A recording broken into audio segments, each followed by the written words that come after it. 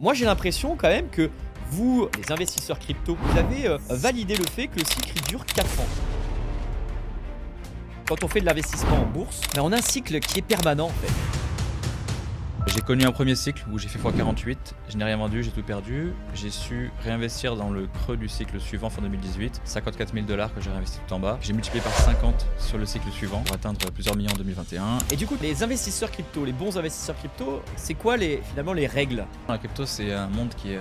ça paraît tellement énorme les rendements que tout le monde se jette dedans sans comprendre le sujet et évidemment tout le monde fait n'importe quoi. Et à mon sens, si t'as pas connu déjà bien 2 cycles en crypto-monnaie, t'as pas tous les éléments pour être capable de bien surfer un cycle. Et moi, ce que je vois, c'est que dans la finance traditionnelle, il est plus dur de faire des x10, x20 que sur la crypto.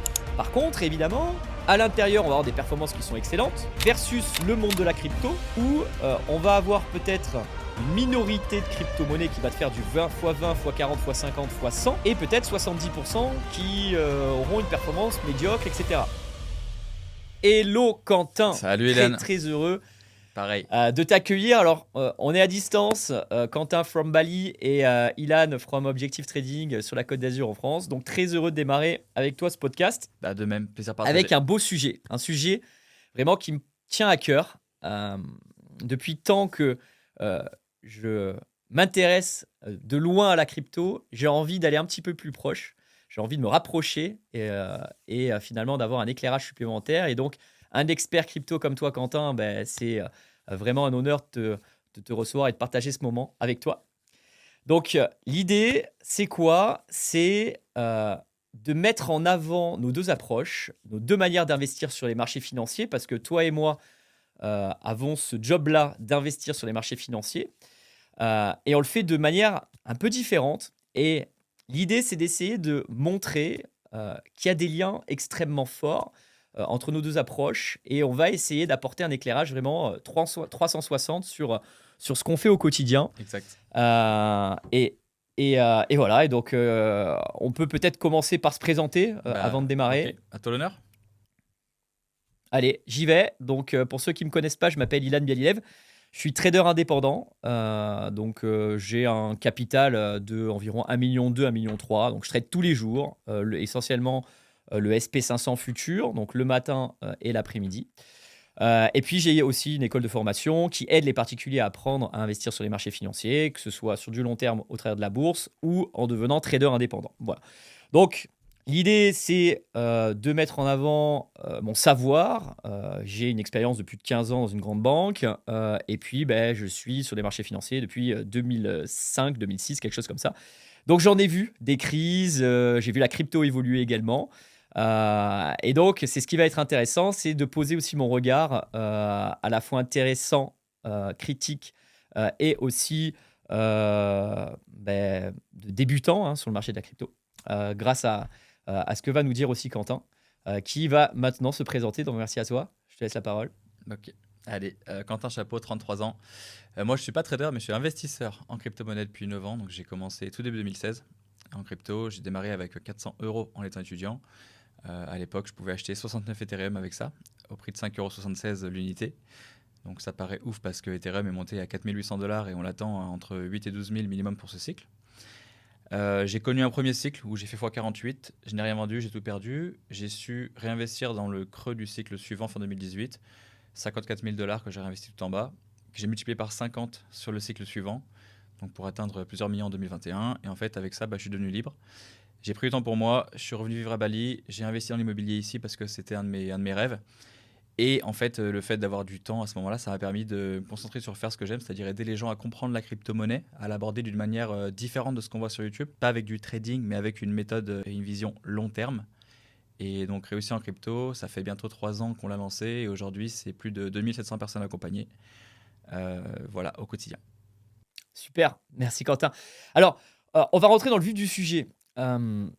Puisqu'on parle de... Tu parles de cycle, hein, Ouais, c'est ça? Ouais. Donc, pour toi, la crypto-monnaie, ça se travaille sous forme de cycle. Ouais. Donc déjà, il faut vraiment poser le sujet en rappelant que quand on investit sur les marchés financiers, quelconque manière, il y a deux manières de faire. Il y a le court terme et le long terme. Et il faut vraiment comprendre ça, parce qu'il y a des personnes qui vont me parler, par exemple, d'achat de crypto-monnaie ou d'achat d'actions sur un horizon de placement de 3 mois, 4 mois, 5 mois, 6 mois, il faut quand même se rappeler que là, on parle de trading et que c'est pas ce que tu fais, hein, on est d'accord. Exactement. Ouais. Euh, Toi, tu as une approche métier, quotidienne, on va dire, je pense, avec le trading.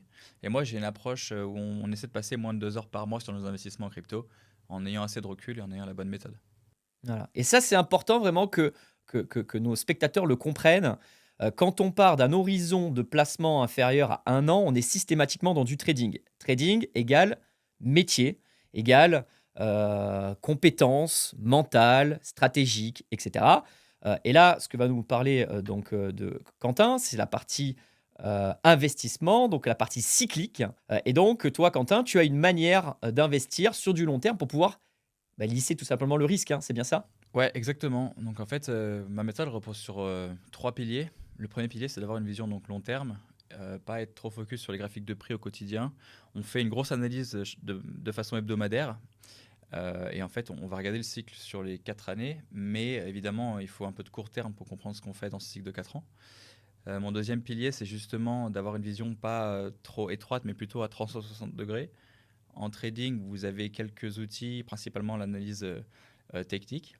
Et dans ma Ouais. méthode, je prends aussi la partie analyse macroéconomique, les cycles crypto, les news crypto, les produits dérivés, les analyses on-chain, la psychologie et d'autres méthodes. Et en fait, avec tout ça, j'essaie d'avoir une vision à long terme et large. Et du coup, mon troisième pilier, c'est de faire le moins d'actions possible sur un cycle, minimiser le trading. J'accumule en bas de cycle Bitcoin, je diversifie au bon moment, je fais quelques arbitrages durant la montée et on revend dans une fenêtre de temps qui est d'environ 2 mois en sommet de cycle. Yes.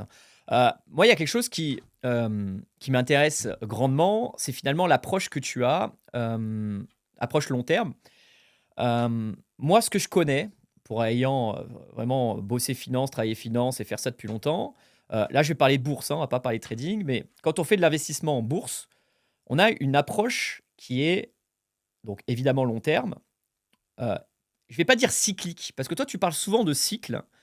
Euh, euh, Moi, quand je fais mon portefeuille, j'ai un portefeuille d'actions, on pourra le voir tout à l'heure, ça vous intéresse.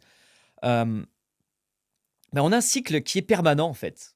C'est-à-dire que pour moi, en gros, tel que je le vois, quand j'investis sur du long terme, que je vais acheter des actions, aujourd'hui, je détiens par exemple du Meta, je détiens du Apple, je détiens du Microsoft, bon, je détiens les principales. Euh, En fait, je cherche évidemment à faire évoluer, à garder et conserver un maximum de temps ces valeurs pour qu'elles s'apprécient, parce que ces valeurs-là dégagent ce qu'on appelle une rentabilité régulière chaque année. Tu vois, Apple publie, je sais pas, 100, 120 milliards de dollars de résultats nets par an. Et donc, ce bénéfice est systématiquement réinvesti systématiquement pour acheter, euh, par exemple, pour investir dans l'intelligence artificielle, pour faire des nouveaux ordinateurs plus performants, qui vendent plus cher, etc. Et donc, moi, en tant qu'actionnaire, je vais récupérer chaque année une partie de ce bénéfice, soit sous forme de dividende, mais Apple ne verse pas de dividende, soit sous forme de plus-value. Et donc, ça va monter régulièrement. Et moi, ce que j'aime dans le cycle traditionnel quand on fait de l'investissement, c'est qu'en fait, les marchés montent d'une manière assez régulière. Et toi, ce que tu es en train de nous expliquer, c'est que dans les cryptos, c'est un petit peu différent. C'est-à-dire qu'en fait, c'est par à-coup, c'est ça? C'est à-coup, après ça se... C'est quoi qui explique ça finalement, Quentin? En fait, il y a beaucoup plus de similitudes qu'on le pense, parce qu'aujourd'hui, on peut estimer que la diversification est morte, entre guillemets, puisque tous les marchés bougent en même temps en suivant un facteur principal qui sont les liquidités. Les liquidités, c'est la quantité de dollars qui se sont imprimés et injectés dans l'économie, donc par la Banque centrale américaine principalement. Et il y a un graphique qu'on peut montrer, qu'on mettra au premier plan, qui démontre en fait que ces liquidités, elles connaissent une poussée tous les 4 ans, puis une zone de compression. Et en fait, ça correspond aux politiques monétaires de la Banque centrale américaine, qui tous les Uhum. 4 ans va resserrer sa politique une fois qu'il y a trop d'inflation, et un peu plus tard, finalement, réouvrir les robinets, rebaisser ses taux et réimprimer de l'argent pour relancer l'économie qui avait un peu trop ralenti. Et en fait, cette alternance-là, elle a un rythme de 4 ans, parce qu'elle tourne autour des élections américaines. Et donc, tous les 4 ans, on a une vraie poussée qui émerge sur tous les marchés. Et en fait, elle est beaucoup plus visible et distinguable sur les crypto-monnaies parce que c'est un marché qui est beaucoup plus petit. Donc, un market cap qui est petit aujourd'hui, c'est environ 2 trillions, donc 2000 milliards de dollars. Donc, évidemment, ça se voit beaucoup plus. C'est-à-dire que la psychologie, elle va être beaucoup plus extrême quand le marché est plus petit et donc plus volatile. Et c'est pour ça qu'on distingue bien ces phases de bull market, de bear market et d'accumulation dans les cryptos. Ouais. Mais tu vois, moi, ce graphique-là que tu me montres, je le connaissais pas. Clairement, pour moi, c'est une découverte. Je vais te partager le graphique que je connais. Le graphique vraiment pour toutes les personnes qui s'intéressent à la finance, que connaît. Et on va voir que c'est vrai qu'il y a des similitudes. Bilan de la Fed. Voilà, je t'ai préparé. Je savais qu'on allait en venir. Et j'ai même mis le bilan de la BCE. Est-ce que vous voyez bien mon écran? Ouais, En bleu, on a le bilan de la Fed. Donc ça, c'est des données qui sont officielles. Donc toi, tu me parles de liquidité. c'est très Et lié. moi, je vais te parler Mm. de masse monétaire. Ouais, c'est sensiblement la même chose, hein. La M2, je pourrais partager aussi un autre graphique qui démontre la masse monétaire qui grosso modo, se suit avec les liquidités globales. C'est sensiblement la même information. Après, le bilan de la Fed, pour toi, c'est une vision un peu plus micro, où on regarde que ce que détient la Banque centrale américaine, mais c'est directement parallèle avec les liquidités globales. Alors, oui, c'est ce que détient la Réserve fédérale, mais la Réserve fédérale, en gros, il y a tous les dépôts des consommateurs américains qui sont hébergés au travers du système bancaire. Ouais. Et tu vois, ce qui est vraiment intéressant, et moi, ce que je trouve assez choquant, frappant, euh, c'est les montants qui sont en jeu, quoi. Euh, Moi, je me rappelle de la crise des subprimes pour l'avoir vécu vraiment de près. Euh, L'afflux de liquidité qui s'est révélé important en 2008. Je ne sais pas si tu vois cette flèche là où on passe de, je crois qu'on est passé de 600 milliards à 2500 milliards, et on trouvait ça complètement incroyable. On se disait, waouh, la Fed fait un grand coup, quoi. Et tu vois, quand on regarde le niveau du bilan de la Réserve fédérale, et c'est pareil pour la BCE, hein, on a une masse monétaire en circulation qui est complètement astronomique. On est aujourd'hui à 6 000 milliards. Et pourquoi je vous montre ça? Pourquoi on parle de ça? Parce que moi, je trouve ça extrêmement important et intéressant. En fait, ce qui se passe, et c'est ma vision, et on peut échanger après là-dessus, hein, Quentin, avec plaisir, c'est que à chaque fois que le marché ne va pas bien, marché financier d'une manière générale, la Réserve fédérale va mettre en place, et c'est pareil pour la BCE, des mesures d'expansion monétaire. Donc ils vont accroître leur bilan pour pouvoir, comme tu le dis, soutenir une économie qui ralentit, une économie qui peut tomber en crise. En gros, elle met le système sous perfusion pour pouvoir faire en sorte que tout se passe bien et que finalement toutes nos entreprises continuent à générer de la croissance, que tous les humains, on va dire surtout des grandes économies, continuent à accroître leurs revenus et alimentent un système capitaliste, j'ai envie de dire, qui fonctionne en tout cas aujourd'hui, qui fonctionne très bien. Et c'est ça qui est complètement incroyable, c'est que moi, tel que je le vois aujourd'hui, et c'est ma vision, et elle peut avoir un regard critique, et n'hésite pas à la Je te critiquer, laisse finir, je c'est de me rebondirai. dire qu'en fait, à chaque fois qu'il y a une crise, de toute façon, la Réserve fédérale, la Banque centrale européenne va intervenir et donc va continuer à faire perdurer ce système. Et je ne sais pas ce que toi, comment tu le ressens, parce que là, en fait, toi, tu me parles de cycle de 4 ans. Et je te rejoins sur le côté cyclique, assurément. Mais moi, j'ai l'impression quand même que vous, les investisseurs crypto, que je ne suis pas aujourd'hui, encore une fois, euh, vous mettez une durée qui est déjà de 4 ans. En fait, vous avez validé le fait que le cycle il dure 4 ans. Pourquoi il ne durait pas 5 ans? Moi, je suis tout à fait d'accord sur cette partie cyclique, hein. Vraiment, là-dessus, je la comprends parfaitement. Et pourquoi 4 ans? Pourquoi 5 ans? Pourquoi 6 ans? Comment vous arrivez à identifier ces zones, enfin ces durées de cycle? Alors, pour la partie cyclique, ce qui a fait le cycle de Bitcoin à la base, c'est ce qu'on appelle le halving. C'est-à-dire que tous les 4 ans, c'est programmé dans le code de Bitcoin et on ne peut pas le changer. Il y a un événement qui vient diviser par deux la rémunération des mineurs, donc ceux qui valident les transactions de Bitcoin sur le réseau, qui sont payés en Bitcoin par le réseau. Le réseau en crée et il les donne aux mineurs, jusqu'à ce qu'on atteigne 21 millions de Bitcoin d'ici une centaine d'années. Donc en fait, c'est ça qui a rythmé le cycle de 4 ans à la base. Ça crée ce qu'on appelait un choc d'offres, puisque de jour au lendemain, on distribuait 2 fois moins de Bitcoin sur le marché, avec une demande qui restait la même ou qui augmentait légèrement. Du coup, ça crée un choc d'offres et le prix accélère. Et en fait, ça, c'était si tu veux, c'est le critère de base qui rythme ces cycles. C'est ce que tout le monde a en tête aujourd'hui. Maintenant, récemment, on a compris qu'il n'y avait pas que ça et qu'en fait, ce rythme de 4 ans, il n'avait pas été choisi au hasard. Ce rythme, il a été choisi justement par le fondateur pour calquer les élections américaines et le rythme que l'économie américaine prend. En fait, il est plus flagrant depuis les subprimes, ce rythme-là, où on voit que tous les 4 ans, en fait, on a des phases où on injecte énormément d'argent. En fait, la mission de la Banque centrale, elle est double. Elle est d'une part de générer de la croissance et de l'autre côté, éviter l'inflation, du moins la réduire. Sauf qu'on ne peut pas avoir les deux en même temps. Maîtriser l'inflation des prix, donc que les prix restent proches de 2%. C'est l'objectif de Ouais, toute voilà. banque centrale qui se respecte. Sauf qu'il y a plein de choses là-dedans qu'il faut comprendre. Le premier, c'est qu'on ne peut pas avoir les deux en même temps.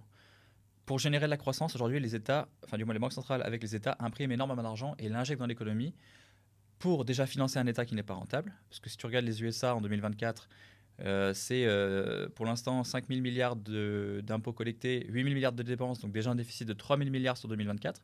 Donc en fait, les USA, comme tous les États, sont des entreprises non rentables, donc il faut les financer. Vu qu'ils ont le plein pouvoir, qui Oui, est mais celui d'imprimer les de l'argent, USA ont le dollar. le dollar ou Ouais. tout autre État.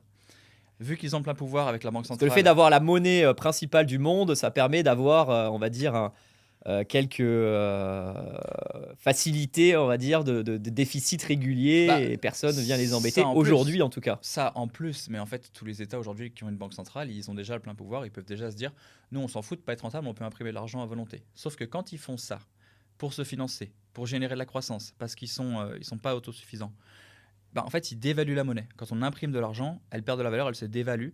Et c'est quand on imprime de l'argent que les prix augmentent. Parce qu'il faut de plus en plus de billets pour acheter la même chose. C'est ça ce qu'on appelle l'inflation, c'est la dévaluation monétaire. Donc on ne peut pas avoir à la fois des prix stables et une croissance économique. Donc du coup, les banques centrales et les États sont toujours obligés de jongler entre ces deux phases où on baisse les taux et on injecte de l'argent, ou alors on remonte les taux et on retire des liquidités du marché. C'est pour ça qu'on a ces cycles en fait, qui se dessinent. Et en fait, ce qu'on voit actuellement, c'est que ça tourne autour des élections américaines. En fait, c'est pour ça qu'il y a un rythme de 4 ans. Après, si tu veux, je peux t'en dire un Ok. petit peu plus juste sur la masse monétaire, parce que tu disais en effet que la crise des subprimes, on a imprimé énormément d'argent. Mais le pire, c'était pendant la grippe, en 2020. Évidemment, pour la Covid. On est passé de 15 000 milliards à 21 ou 22 000 milliards. Donc en fait, on a augmenté d'un coup de 50% la masse monétaire. Donc ça veut dire qu'on a dévalué d'autant votre pouvoir d'achat juste en appuyant sur un bouton. Mhm. Et c'est pour ça que les prix ont autant flambé. Aujourd'hui, on en paye les conséquences, puisqu'aujourd'hui, les USA sont tellement endettés qu'ils sont dans une course contre leur dette, où ils sont obligés d'imprimer toujours de plus en plus, non pas pour rembourser le capital de la dette, parce que ça, c'est même plus une question qui est au jour, c'est juste rembourser les intérêts de la dette. Cette année, il y a 1 000 milliards de dollars d'intérêts à rembourser par les USA juste pour payer leur dette, et on estime que sur les 10 années qui viennent, bah, on va garder au moins ce rythme-là. Et en fait, le fait qu'on ait autant d'argent à sortir juste pour payer les intérêts, ça fait que ça vient appuyer le fait qu'on est obligé d'imprimer encore plus pour pouvoir se financer. Et donc, l'inflation n'est pas prête de s'arrêter. La hausse des prix des actifs non plus, puisque le principe de base qu'il faut se rappeler, c'est que, grosso modo, les classes d'actifs, elles montent en prix parce que la monnaie se dévalue, parce qu'on en imprime. L'immobilier, les actions, les cryptos, l'or, etc. Oui, mais en réalité, moi, tel que je le vois, c'est ma vision, hein.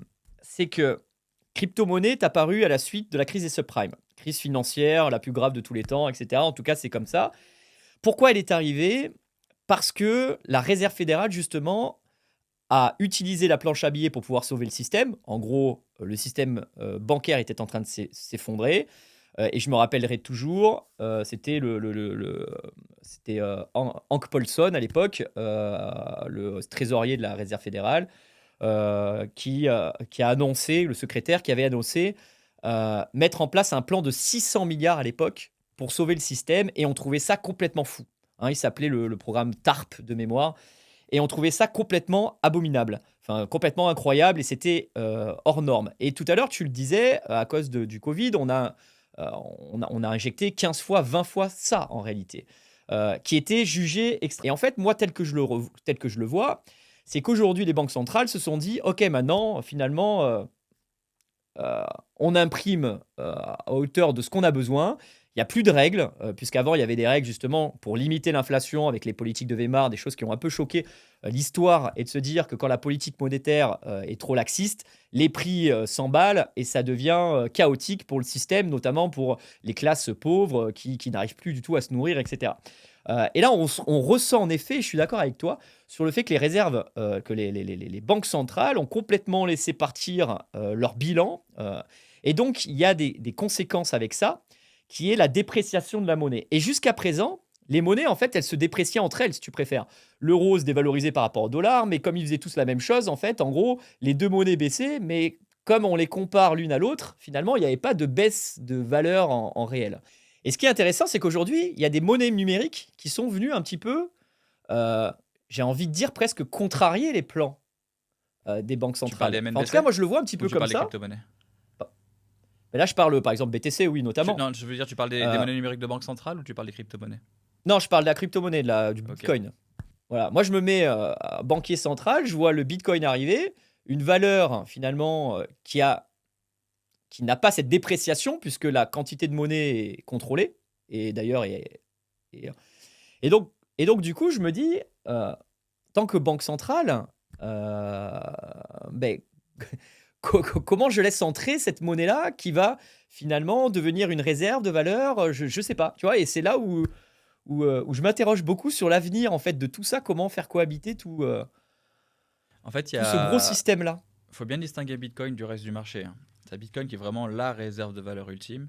Le reste des crypto-monnaies, c'est ce qu'on pourrait apparenter à des securities pour le marché tradi. C'est grosso modo comme des actions qui viennent représenter des parts dans un projet, sauf que ces actions elles ont un usage. Donc c'est vraiment une utilité qui est différente dans chaque projet. Bitcoin, aujourd'hui, il faut le comparer à l'or. C'est une réserve de valeur qui est bien meilleure que l'or parce qu'elle est facile à diviser, à transporter, elle est liquide. Elle n'est pas anonyme, hein, la blockchain est transparente, on sait exactement qui fait quoi sur Bitcoin, on sait qui possède quoi. Et en fait, la quantité surtout est fixe, donc ça en fait une réserve de valeur qui est meilleure que celle que l'or parce que l'or, aujourd'hui, on a une idée vague de combien il y en a en circulation, mais en réalité, avec tout l'or papier qui a été vendu, on ne sait pas exactement. Du coup, le prix de l'or aujourd'hui, il est largement en dessous de ce qui devrait être en réalité si on était capable de mesurer la quantité. Et en plus de ça, euh, Puis c'est difficile de mesurer la quantité de l'or finalement parce qu'il y en a encore dans on des en mine. pays, dans la terre à Voilà. explorer, Quand etc. il y À a minage, besoin, on à en miner, mine. oui. Donc la quantité disponible, on ne sait pas. Donc en fait, si tu veux, la notion de réserve de valeur, elle est bien mieux répondue par Bitcoin que par l'or. Donc ça, au début, les États tiraient dessus parce que comme toute révolution, elle passe par trois phases. D'abord, elle est moquée, ensuite elle est considérée dangereuse et après elle devient évidente. Et là, on est rentré dans la phase où elle devient évidente puisque les États veulent en accumuler le plus possible. Les USA veulent faire une réserve de 4 millions de bitcoins, c'est 20% de tous les bitcoins qui existent. Il y a pas mal d'États qui en font une monnaie légale déjà, comme El Salvador, l'Argentine, etc. Et ça va se démocratiser. Depuis longtemps, on peut payer ses impôts en bitcoin en Floride et dans d'autres États. Et tu vois tous les grands groupes, les grandes multinationales, dont MicroStrategy, de Michael Saylor et les grands fonds, si tu veux, qui essaient d'en acheter le plus possible maintenant pour justement détenir cette réserve de valeur. Donc elle n'est pas là pour vraiment... Enfin, c'est révolutionnaire, c'est pas là vraiment pour remplacer la monnaie comme on la connaît, la devise fiat. C'est plutôt un système parallèle. Pour se Dont, protéger, ouais, c'est pour se protéger contre l'inflation et garder le contrôle de ton argent. Parce qu'encore une fois, avec Bitcoin, bah, quand tu l'as dans un ledger, donc un portefeuille centralisé, tu en as le plein contrôle, personne ne peut te les prendre. Alors que quand ton argent est à la banque, tu as vu la galère que c'est pour retirer ou envoyer quelques milliers d'euros, ça devient compliqué. Donc en fait, les deux valeurs ajoutées de Bitcoin, c'est garder le pouvoir, le contrôle de ton argent et garder du pouvoir d'achat. Et en fait, bah, ça, le monde le comprend et on s'en sert de plus en plus comme réserve de valeur. Sans vouloir vraiment à tout prix remplacer le dollar. Mais par contre, ceux qui vont vraiment faire la différence dans les années à venir, c'est ceux qui auront compris que leur épargne elle est bien plus en sécurité dans Bitcoin, malgré la volatilité à court terme, parce que si tu dézoomes à 7, tu aperçois que en fait, ton capital se multiplie au fil des années. Par rapport à l'euro ou au dollar qui se dévalue chaque année, qui fait que tu perds en Ouais. moyenne 12% par an de pouvoir d'achat. Ouais. Et tu vois, tu parlais finalement de la volatilité.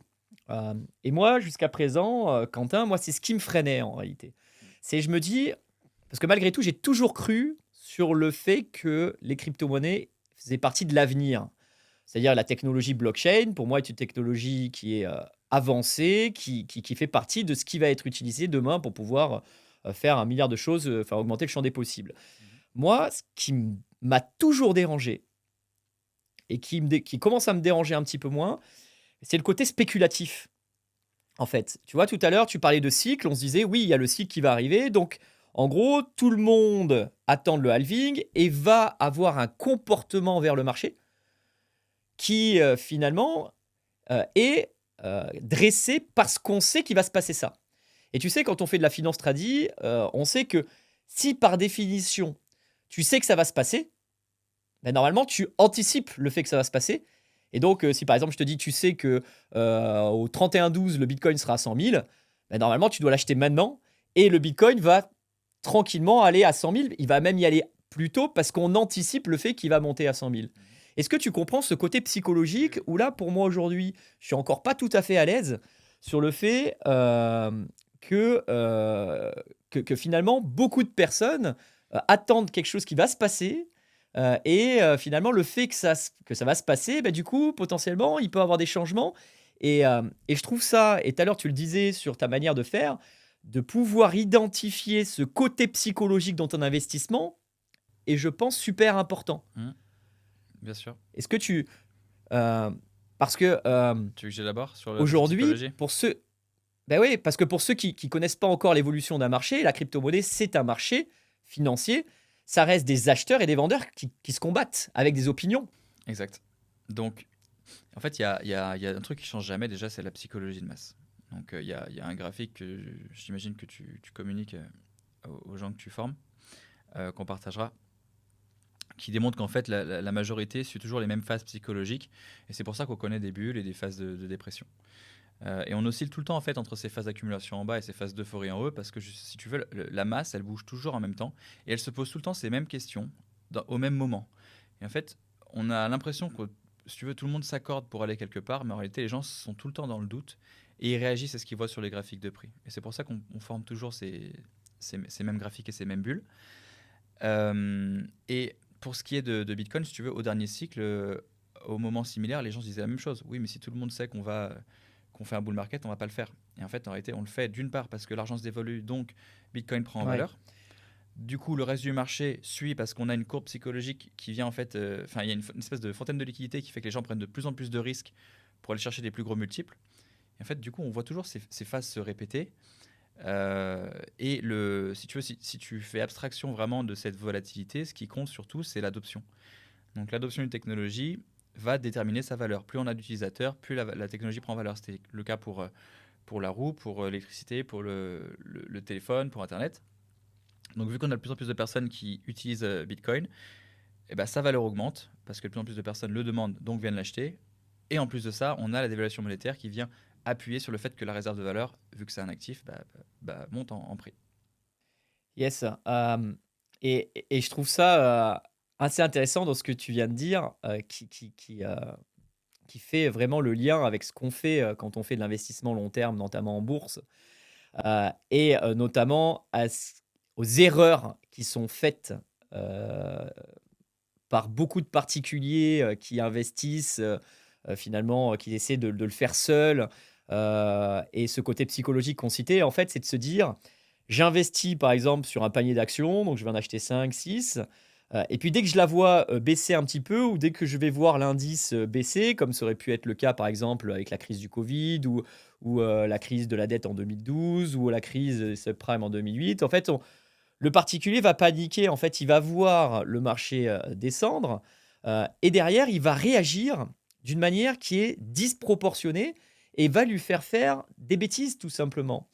Parce qu'il va voir son portefeuille se dévaluer et il va trader. Il va trader, parce qu'en fait, c'est ce qu'il va faire. Il va gérer son portefeuille avec ses émotions.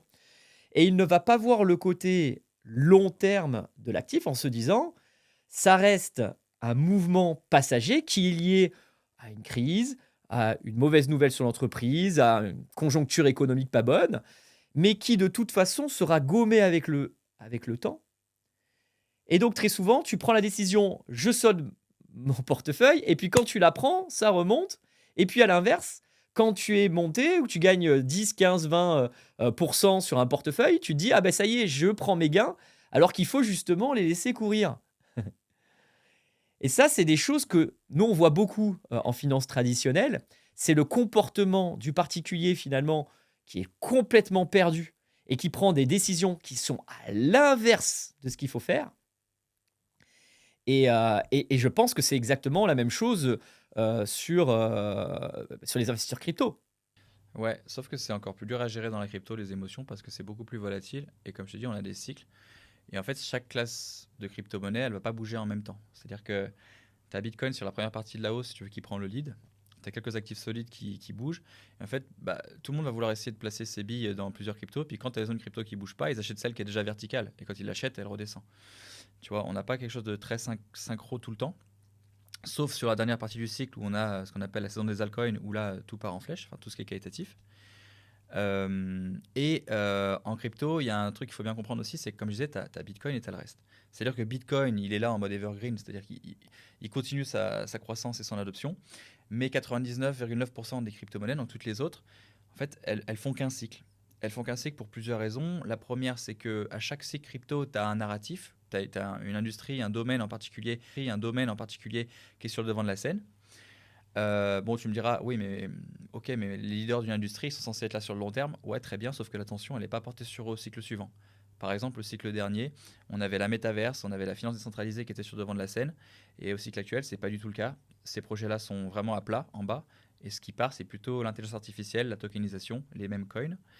Et du coup, tu t'aperçois que même si un projet il est viable en crypto jusqu'ici, c'est pas bon de le garder sur 2 cycles. Donc tu vas garder ces altcoins que sur une période d'1 an et demi à 2 ans sur un cycle.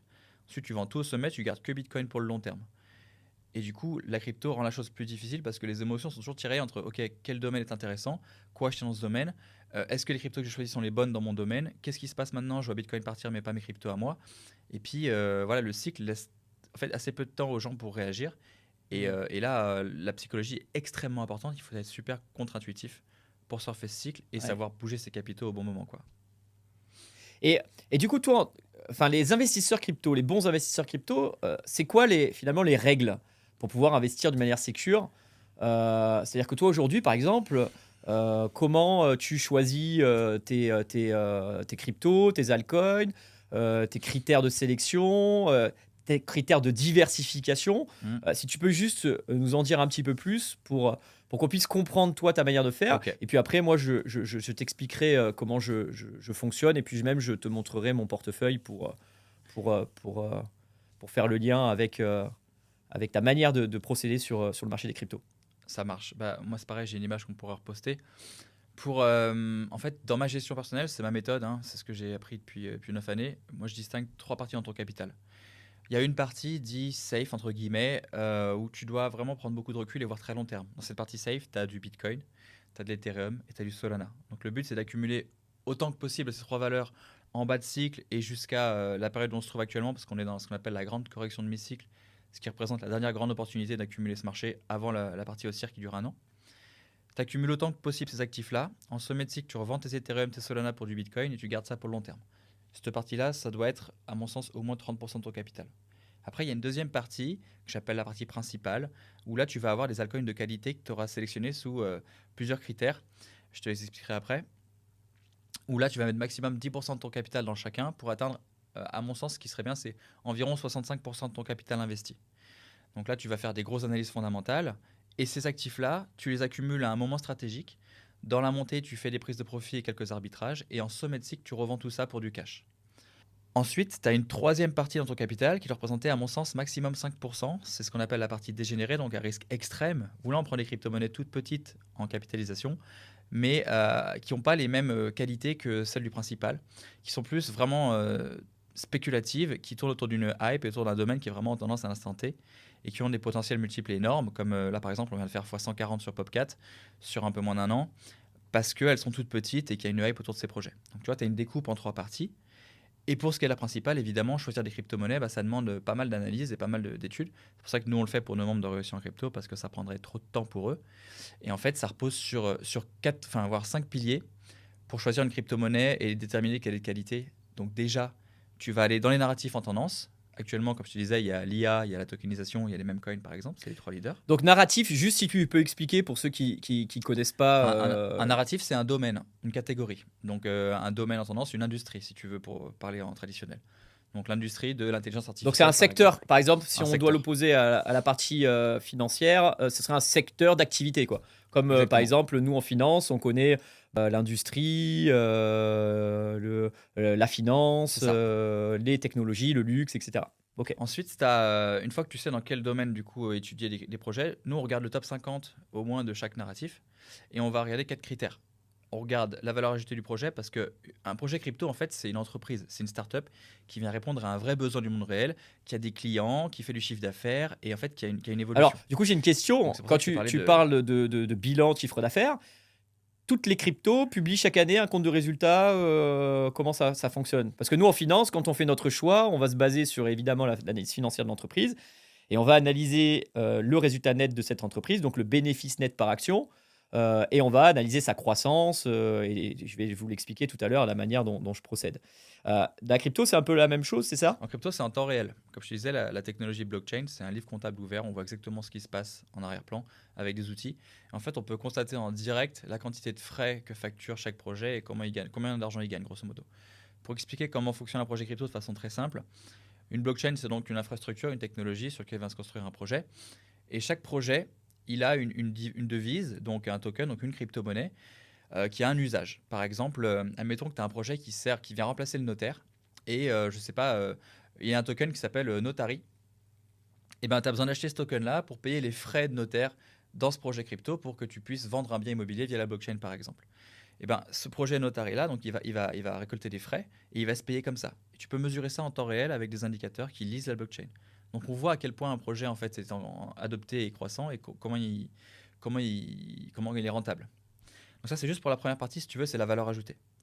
Après, la deuxième partie, on regarde la D'accord. capacité de croissance. Est-ce qu'il y a une équipe expérimentée solide? Est-ce qu'il y a des gros investisseurs connus, des gros partenaires connus? Après, troisièmement, on regarde l'adoption. Donc, est-ce qu'il y a déjà beaucoup de clients? Est-ce qu'il y a beaucoup de développeurs qui construisent sur ce projet cette technologie-là? Est-ce qu'il y a beaucoup d'investisseurs aussi qui viennent acheter cette crypto-monnaie? Et enfin, on va regarder, quatrièmement, les données économiques du jeton. Donc, chaque projet qui a son jeton, donc sa crypto-monnaie, il y a des caractéristiques autour de cette crypto-monnaie. Donc, par exemple, on va savoir, en fait, on va pouvoir voir quelle quantité est détenue par quelle classe d'acteurs. Donc, on va voir quelle quantité l'équipe détient, quelle quantité détiennent les investisseurs privés, quelle quantité détiennent les investisseurs publics. Donc, c'est des critères qu'on surveille. On va regarder aussi l'inflation. Par exemple, une crypto-monnaie, quand elle est lancée, il ne faut pas y avoir 100% de son offre qui va être mise en circulation tout de suite. Il y aura peut-être que 20-30% tout de suite. Et il y aura un calendrier d'inflation, donc d'impression de cette devise par rapport à l'activité du projet crypto. Et ça, c'est important à surveiller parce que tu as une crypto comme beaucoup de cryptos aujourd'hui qui va avoir beaucoup d'inflation sur les premières années, ce qui fait que son prix va être écrasé. Et du coup, quand on a regardé tous ces 4 critères sous ces 4 premiers piliers, bah nous, on met une note de A à F.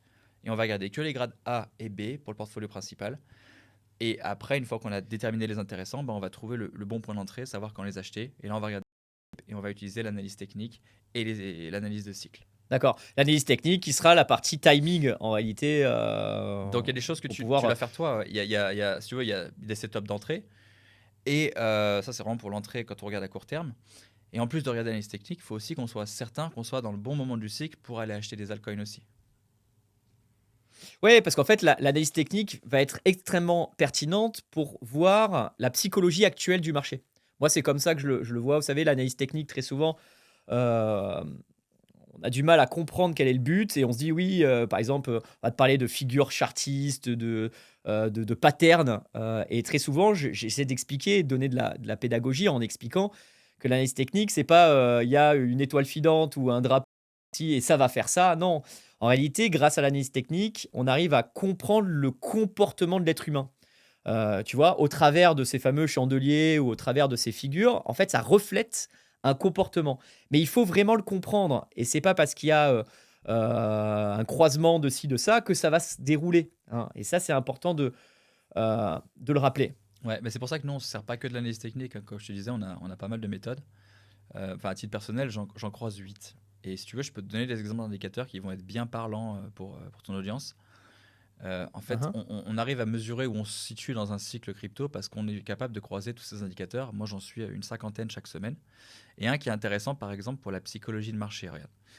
On arrive à voir le nombre de nouveaux followers sur les chaînes YouTube crypto. Et quand on regarde ça de près, on constate que personne ne s'intéresse au marché quand il est en bas et quand il est en phase d'accumulation et de relance, mais que tout le monde arrive au sommet, donc dans les derniers mois.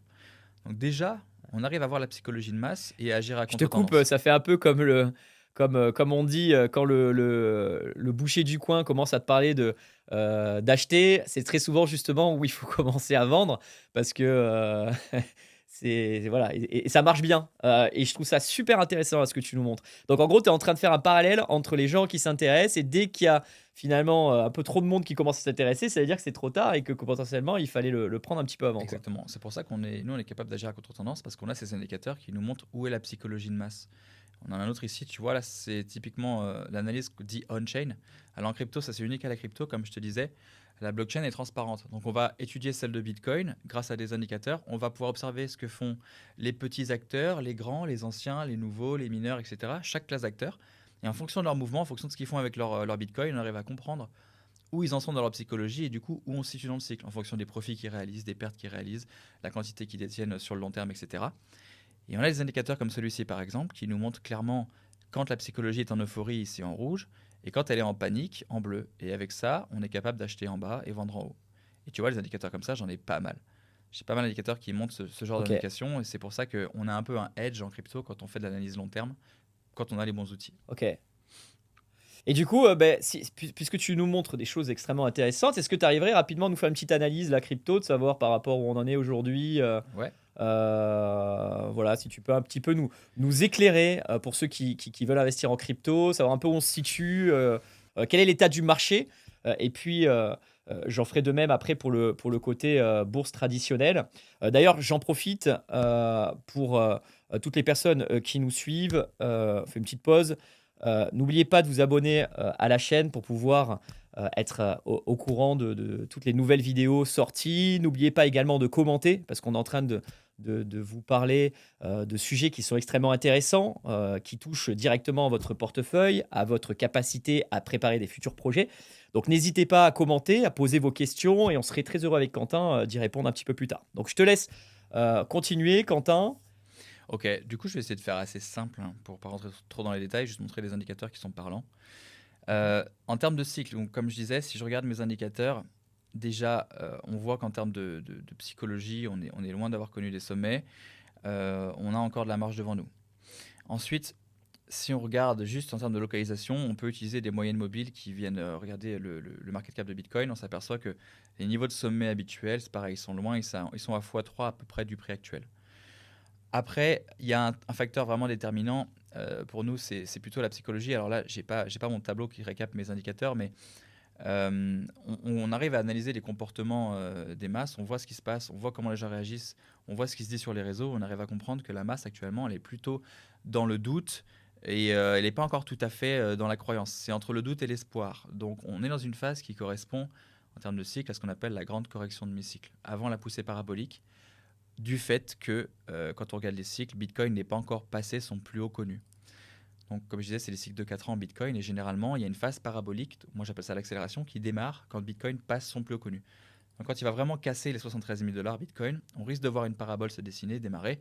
Et en général, cette parabole, elle peut durer de 6 mois à 1 an.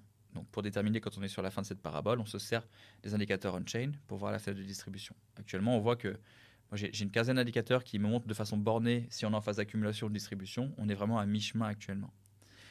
Euh, Si on regarde les liquidités, donc comme on le voyait tout à l'heure, les liquidités, elles ont un gros triangle de compression qui se forme en fait pendant les phases de bear market d'accumulation et de relance et qui viennent casser à un moment donné à la hausse. Et en fait, si tu dézoomes et que tu regardes sur les derniers cycles, tu t'aperçois que quand ce triangle il casse, on a vraiment une accélération dans les liquidités et Bitcoin qui suit ces liquidités.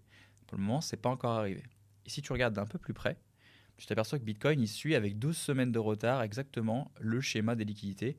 C'est vraiment la courbe de Bitcoin, c'est presque un copier-coller de ce facteur-là. Donc en fait, devant nous, on a encore une belle croissance à venir quand on regarde déjà les cycles à court et moyen et long terme, quand on regarde la psychologie, quand on regarde les on-chain, quand on regarde l'analyse technique. Donc c'est vrai qu'à court terme, on a connu quelque chose d'un peu vertical sur mars 2024, mais en fait, quand tu dézoomes, tu t'aperçois qu'on n'a même pas passé le plus haut connu. Donc en fait, on a une vraie poussée à connaître encore devant nous. Euh, les news, c'est quelque chose que je suggère de ne pas trop regarder parce que finalement, ça a assez peu d'impact sur le marché. Les news viennent plutôt justifier où on devait aller déjà, ce qu'on voyait avec les autres méthodes d'analyse. Et après, si tu veux faire du un peu plus court terme en crypto-monnaie, ce qu'on aime bien regarder, c'est les marchés dérivés. Donc ça, j'imagine que tu le fais. On regarde où est-ce qu'on a des positions à les liquider chez les traders. Donc on regarde où est-ce qu'il y a des liquidités au-dessus ou en dessous du prix. On regarde le taux de financement, on regarde pas mal de facteurs qui nous démontrent un peu plus à court terme à quoi s'attendre. Et voilà. Et donc, grosso modo, si je devais te faire un résumé de ce à quoi s'attendre sur la fin 2024 et 2025, quand je regarde mes analyses, quand je groupe tout, C'est une consolidation sur la fin de l'année, peut-être un départ de la parabole autour des élections américaines et du coup, une vraie poussée parabolique sur 2025. Et après, on a une fenêtre qui est très large pour voir le sommet par rapport au cycle entre juin 2025 et octobre. Maintenant, pour être plus précis, va falloir suivre de façon hebdomadaire justement les indicateurs on-chain. Super intéressant, Quentin. Je te remercie beaucoup pour cette analyse. Donc, ce que je vais te proposer, Quentin, et ainsi qu'à toutes les personnes qui nous regardent, c'est de faire le lien avec la finance traditionnelle et vous expliquer comment moi, Ilan Bialilev, en tant qu'investisseur et long terme, trader, comment moi, je vois les choses, en tout cas, sur le marché boursier. Donc, je vais commencer par présenter mon portefeuille et puis après, je donnerai mon avis sur le court terme parce que tu sais que quand on fait en tout cas en finance tradi, quand on fait des analyses, c'est difficile d'aller voir à plus loin que 6 mois, hein, en réalité. On a une visibilité qui est très courte. Et en général, quand on fait nos scénarios, on se positionne à 3 6 mois maximum parce que évidemment, le marché est mouvant et ça peut aller extrêmement vite. Donc, je vais partager mon écran et je vais te parler de mon portefeuille. Euh, Ce qu'il faut comprendre quand on fait de l'analyse, quand on fait de l'investissement sur du long terme en bourse, et c'est pareil en crypto, il faut être diversifié, hein. Donc là, Mm. tu vois bien mon portefeuille, Quentin? Ouais, je vois. Ok.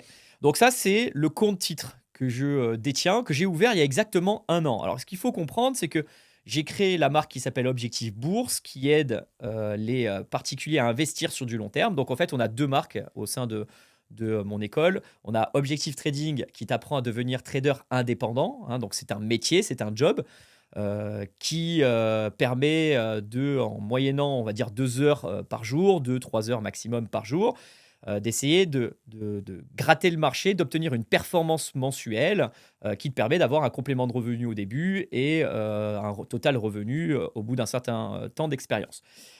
Le côté objectif bourse, ça c'est l'investissement sur du long terme. On a un horizon de placement, je dirais, qui est supérieur à 5 ans quand on commence. Et donc, j'ai décidé de créer cette marque en octobre 2023. Donc, ça fait exactement 1 an.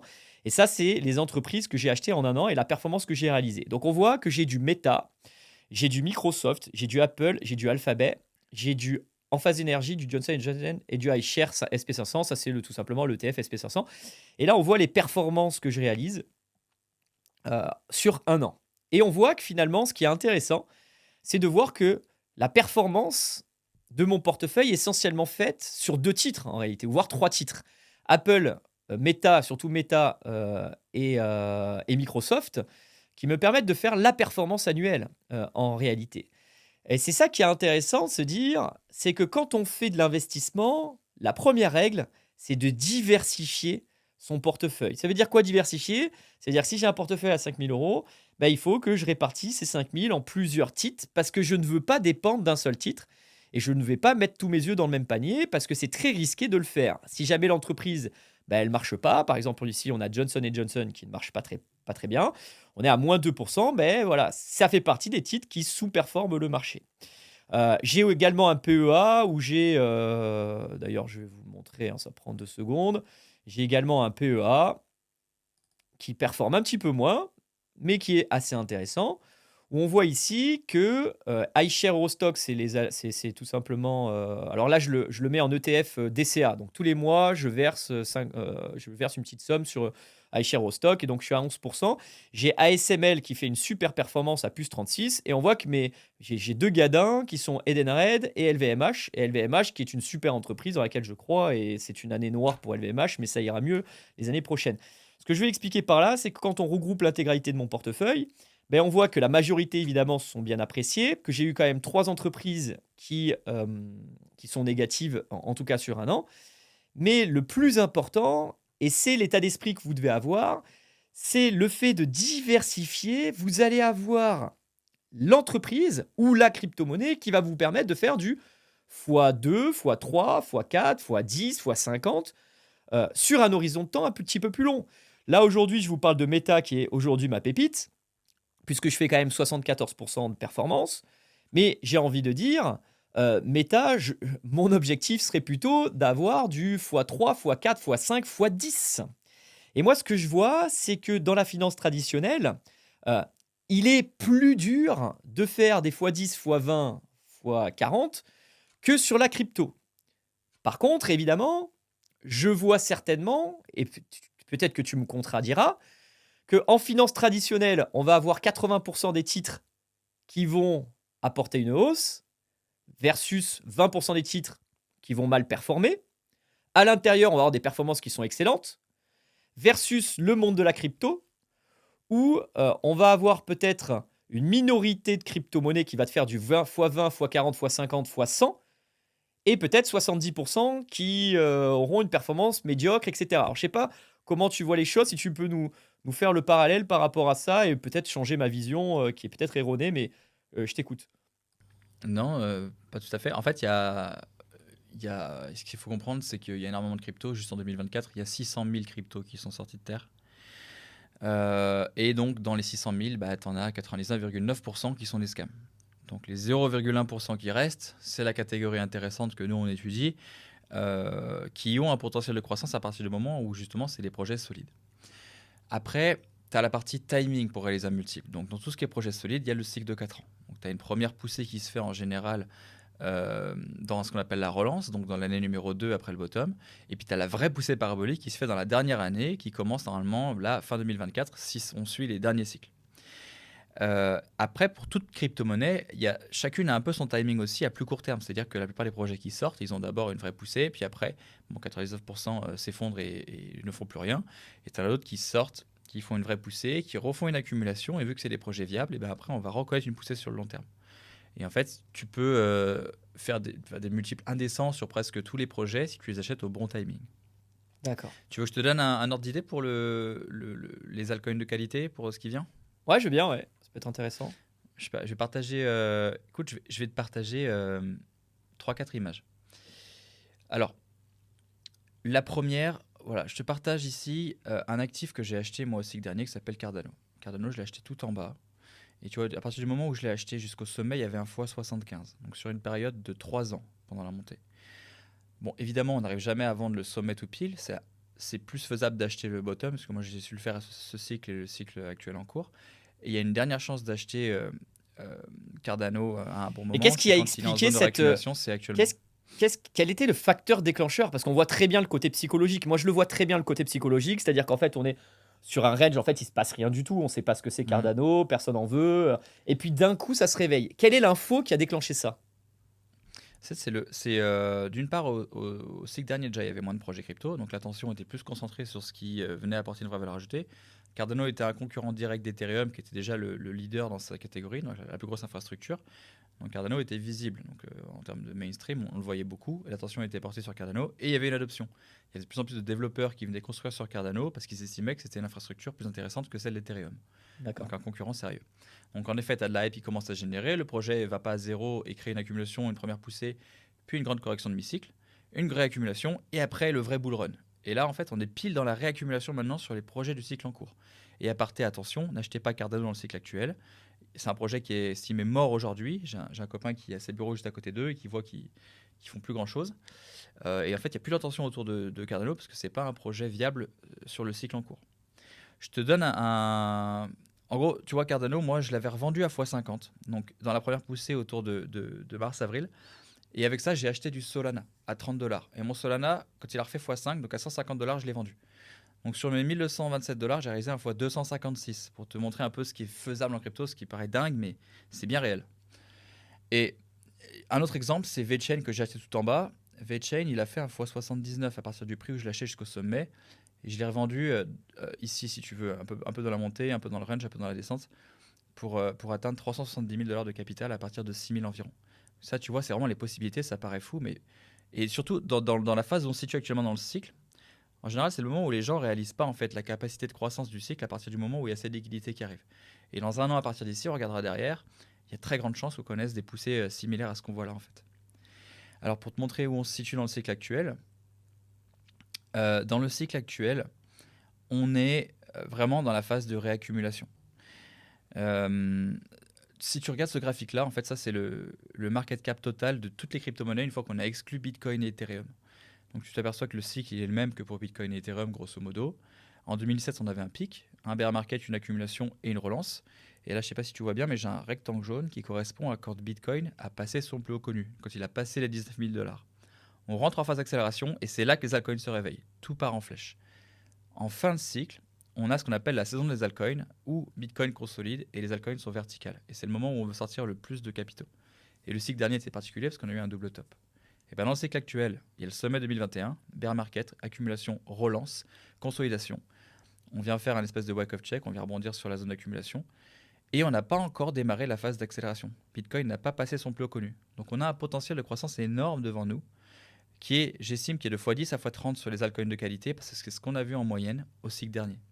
Si tu regardes 3 exemples comme ici, il y a HBAR, Cardano et Uniswap, bah, tu vois, de la zone actuelle jusqu'au sommet, on voyait des x23, x41, x25. Donc tu vois, il y a vraiment une question de bien choisir les altcoins et aussi il y a une question de timing. Et le multiple le plus explosif, il se voit sur la dernière année du cycle en crypto. Donc celle qu'on est sur le point de commencer. Ok, je comprends. Donc, si on devait résumer la manière d'investir, elle ressemble quand même assez à la manière d'investir lorsqu'on fait de l'investissement boursier traditionnel, à savoir le côté horizon de placement dans un premier temps. L'horizon de placement doit être long, c'est-à-dire lorsque je démarre mon investissement, c'est pas pour le reprendre dans 6 mois, c'est une casquette long terme pour pouvoir être sûr que l'actif financier va pouvoir porter ses fruits sur du long terme. Le deuxième, c'est la diversification qui est essentielle et vraiment très très importante de garder en tête que c'est euh, plus vous allez être diversifié et plus vous allez avoir de chances de trouver la pépite qui va te faire les x10, x20, x40. Ouais, Après, attention quand même à attention l'excès ça des parce que diversifications évidemment. voilà, si on a trop de projets, après l'attention est dispersée et du coup on achète tout et n'importe quoi et on surveille plus les actifs importants, quoi. Et combien en général pour démarrer, quel est le minimum pour toi de ton côté pour pouvoir Moi construire je un pense portefeuille en termes de nombre de crypto ou de de capital? volume d'abord en euros et après derrière par rapport à ce volume, combien de crypto détenir? En fait, il n'y a pas de minimum si tu veux. Tu peux acheter, par exemple, ça c'est une fausse croyance des débutants. Ils pensent qu'il faut 65 000 $ pour acheter un bitcoin entier. Tu peux acheter une micro-portion d'un bitcoin avec 1 euro. Tu peux commencer avec n'importe quel montant. Et en fait, ta mission principale, ton objectif long terme en crypto-monnaie, c'est d'accumuler autant de bitcoin que possible. Ça, c'est ta mission principale. Donc déjà dans ta stratégie, tu dois avoir un espèce de DCA où de façon régulière, tu vas acheter au moins du bitcoin pour voir très long terme.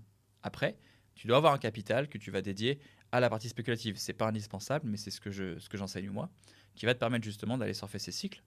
Et là, il n'y a pas de minimum. Si tu veux, c'est la somme que tu peux investir toi suivant tes moyens. Et en termes de nombre de crypto-monnaies, bah, en fait, quand on est débutant, moi, je conseille d'essayer de ne pas dépasser 10-15 cryptos en tout, parce qu'après, l'attention est dispersée. Et tu sais, en crypto-monnaie, il y a plusieurs plateformes sur lesquelles on va pouvoir acheter une crypto-monnaie ici, une autre là. Il y a d'autres moyens, enfin, il y a plusieurs moyens de sécuriser chaque crypto-monnaie. Ça demande une méthode, un petit peu d'attention quand même, ce qui est très accessible, mais il faut avoir les bases, les bons fondamentaux. Et du coup, pour éviter de faire n'importe quoi et de ne pas prêter attention à tes cryptos quand il faudrait, bah, on évite de trop en avoir. Ok. Alors pour répondre sur la partie finance traditionnelle, moi ce que je recommande, c'est quand on a moins de 5 000 euros par exemple, c'est de ne même pas chercher à construire un portefeuille diversifié et de privilégier l'investissement au travers des ETF et au travers du DCA. C'est-à-dire qu'en fait, en tout cas moi c'est ce que je recommande aujourd'hui, c'est de se dire tant que tu as moins de 5 000, c'est-à-dire que tu peux investir, et il faut investir d'ailleurs, même si tu n'as que 50 euros par mois, bah, il faut le faire. Investir en DCA, c'est-à-dire tous les mois, je vais acheter et répéter la même chose. Je vais acheter un indice plutôt que de me diversifier sur des actions où tu vas payer des frais d'ordre qui sont trop importants. Bah, tu vas acheter un ETF. Un ETF, tu vas te prendre du 0,10 ou du 0,20 annuel maximum. Donc, c'est très peu gourmand en frais. Et tu vas pouvoir obtenir la performance d'un indice qui est sur du long terme évidemment haussier en croissance régulière. Dès qu'on a plus de 5000, c'est là où ça peut être intéressant de commencer à construire le portefeuille. Donc l'étape 1, j'ai moins de 5000, ben, tous les mois je vais mettre une somme pour pouvoir grossir mon portefeuille à 5000. Et quand j'ai 5000, à ce moment-là, ben, je commence à construire mon portefeuille avec, j'ai envie de dire, 10 lignes maximum. 10 lignes maximum et 5 lignes minimum. Et puis, on choisit bien les titres.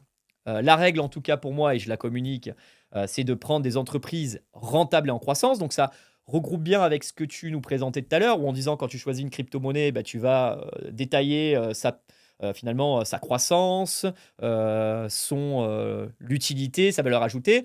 Bah, quand on fait de la bourse, c'est la même chose. Quand on regarde le portefeuille que je vous ai présenté tout à l'heure, du Meta, du Microsoft, du Apple, tout le monde utilise d'ailleurs ces entreprises-là, hein. Je prends les 4 premières, Meta, Microsoft, Apple, Alphabet, donc Google. Tout le monde utilise ces produits et ces services et tout le monde les utilisera demain. C'est des entreprises qui sont rentables, qui ont un taux de rentabilité. Moi, ce que j'exige quand j'investis en bourse, c'est d'avoir un taux de rentabilité, de résultat net supérieur à 10%. Donc moi, je n'achète aucune entreprise si elle ne fait pas plus de 10% de résultat net. Ça ne m'intéresse pas. Et je vais investir également sur les entreprises qui sont en croissance. Ça veut dire quoi, entreprise en croissance? Moi, je veux que ce résultat net augmente de plus de 10% par an. Et c'est important pour moi. Si elle ne le fait pas, ça ne m'intéressera pas parce que je sais que elle n'aura pas la proportion à obtenir des multiples année après année intéressants. Les entreprises qui fonctionnent bien en bourse, c'est les entreprises qui croient chaque année. Et donc ça, c'est mon cahier des charges quand je fais mon portefeuille. Entreprise qui a un taux de rentabilité important, croissance, et après, il y a la question timing. Tout à l'heure, tu me parlais de timing, donc toi, tu as ta manière de pouvoir rentrer sur le marché.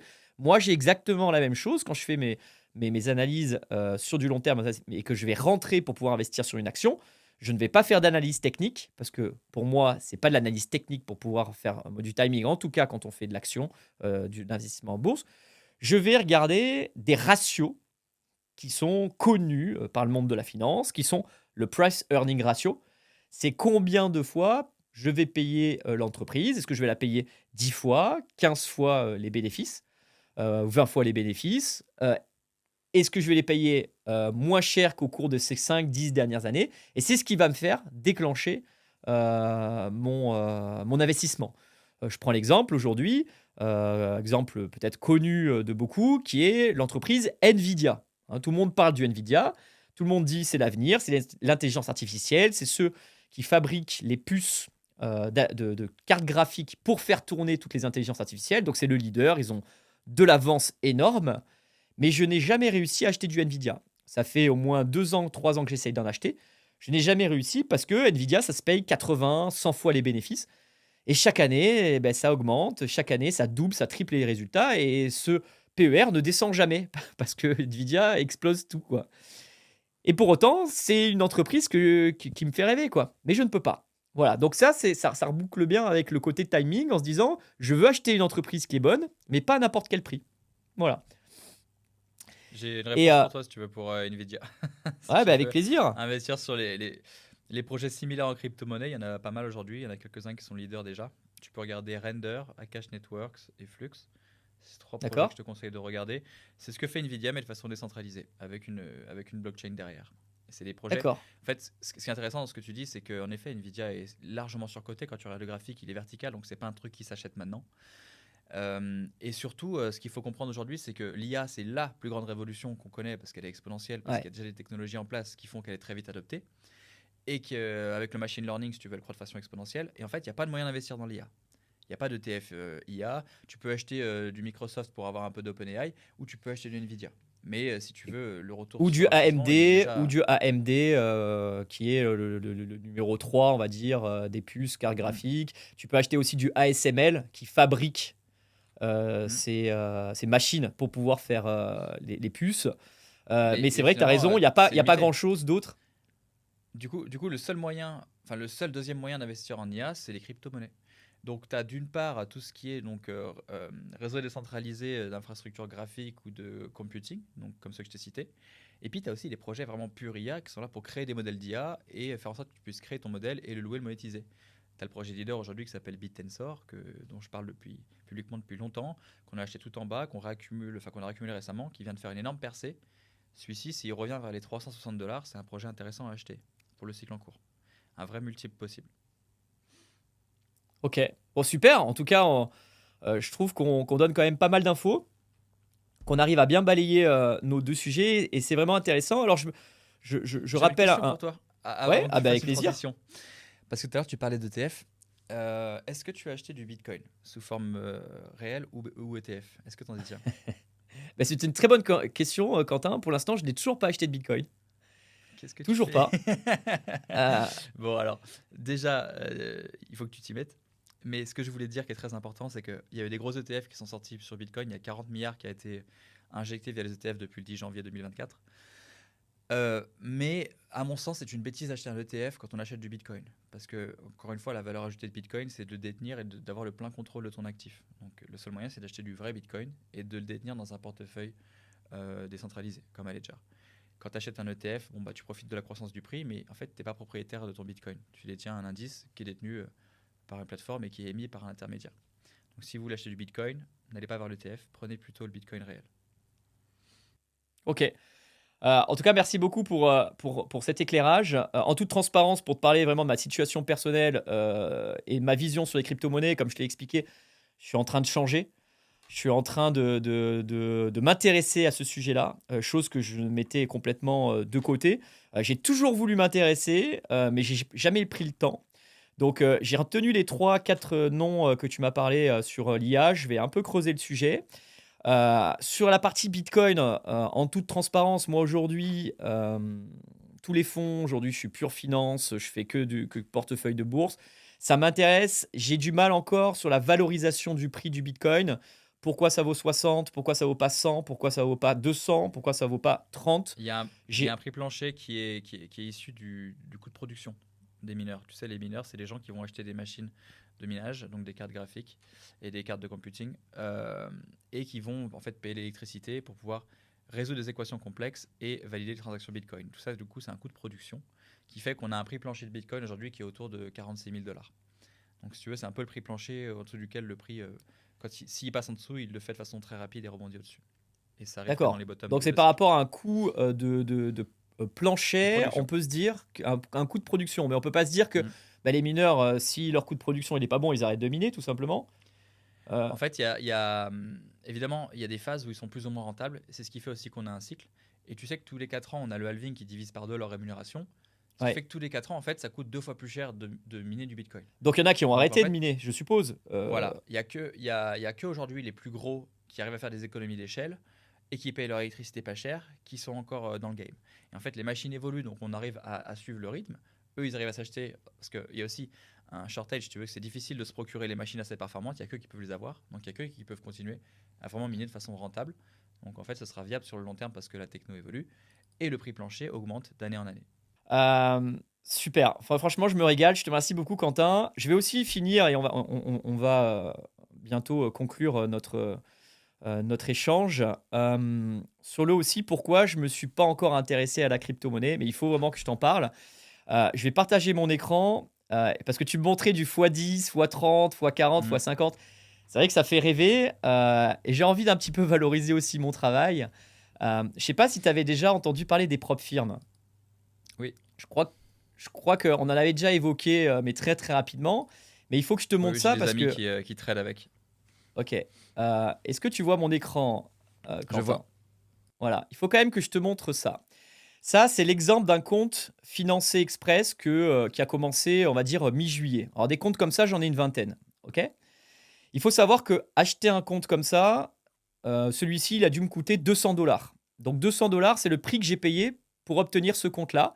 Et ça, c'est la performance que j'ai réalisée. Tu vois. Regarde du 17 juillet à aujourd'hui, c'est-à-dire 30 journées de trading plus tard. Nous sommes donc le 8, hein, j'ai fait la capture d'écran ce matin. Regarde le solde du compte. Donc je suis pratiquement à 8000 dollars. C'est-à-dire qu'en fait, ce compte-là qui va coûter 200 dollars, ben, j'ai fait du x400. Excellent. Est-ce que tu comprends Bravo. le levier incroyable des propres firmes? Ah ouais, mais j'en doute pas. De toute façon, comme on disait, il y a deux approches. En crypto, tu fais beaucoup d'argent, mais c'est tous les 4 ans. Tu fais des énormes multiples avec la bonne méthode tous les 4 ans. Avec toi, ta méthode, c'est un métier qui te permet au quotidien d'aller chercher un retour sur investissement. Ouais. Et c'est ça qui est intéressant. Et c'est ce que j'essaie aussi d'expliquer au travers des interventions que je fais régulièrement. C'est quand on investit ou quand on exerce le métier de trader, il faut toujours penser l'argent que je mobilise versus le gain potentiel. Et il faut se dire, oui, évidemment, quand j'ai lancé ce compte-là mi-juillet, ben oui, ce compte-là m'a coûté 200 dollars, je suis en risque sur 200 dollars. Mais mon expérience, mon niveau de connaissance me permet aujourd'hui de comprendre les marchés financiers et avoir des performances positives. Et donc, évidemment, ces 200 $ vont avoir un rendement positif. Et c'est ça qui est génial. Et donc, je pense qu'on peut conclure là-dessus. Et c'est finalement le message fort qu'il faut qu'on vous transmette. C'est que lorsque vous investissez sur les marchés financiers, que ce soit au travers de la crypto-monnaie, ou au travers de la finance traditionnelle avec la bourse, que ce soit du trading, le plus important, c'est de vous entourer de professionnels, de personnes qui ont de l'expérience et qui sont capables de vous montrer leurs performances, sont capables de vous expliquer, de vous apporter la pédagogie nécessaire pour que vous puissiez déjà avoir conscience des risques que vous prenez et évidemment, derrière, vous aider à obtenir ces rendements potentiels. Je ne sais pas ce que tu en penses, toi, Quentin, si tu veux conclure également. Bah, ouais, en effet, en tout cas dans la crypto, c'est un monde qui est, si tu veux, ça paraît tellement énorme les rendements que tout le monde se jette dedans sans comprendre le sujet. Et évidemment, tout le monde fait n'importe quoi quand il démarre. Et à mon sens, si tu n'as pas connu déjà bien 2 cycles en crypto-monnaie, tu n'as pas tous les éléments pour être capable de bien surfer un cycle. Donc en effet, s'appuyer sur quelqu'un qui a assez d'expérience, je dirais au moins 8 ans, c'est quelque chose de sensé. Et en plus, c'est tellement vaste comme sujet qu'il faut être capable de se concentrer sur ce qui est important. Et nous, c'est ce qu'on fait dans la relation crypto. On prend tout ce qui se passe sur les cryptos sur Internet, on filtre, on synthétise et on le vulgarise. Et on l'amène sur un plateau pour nos membres où on fait les analyses de marché pour eux, on étudie les crypto-monnaies pour eux et en gros, on leur dit exactement ce qu'on achète, quand on le vend et on répond aux questions tous les jours. Et c'est comme ça qu'on aide du mieux possible.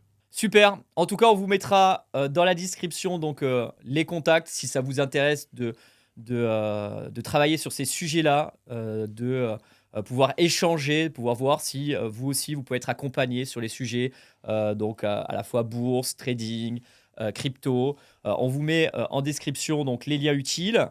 Et puis, je te remercie beaucoup, Quentin, pour ces beaux échanges qu'on a eus ensemble. Donc, on est à Écoute, avec plaisir, distance. Hein, c'est un régal. ouais, donc c'est super intéressant. Donc, au plaisir de pouvoir échanger de nouveau avec toi. Et Quand puis, tu je veux. te dis à très vite. Et Ça bye. marche, alors à plus. Ciao, ciao. Ciao. Au revoir à tous. Bonne journée.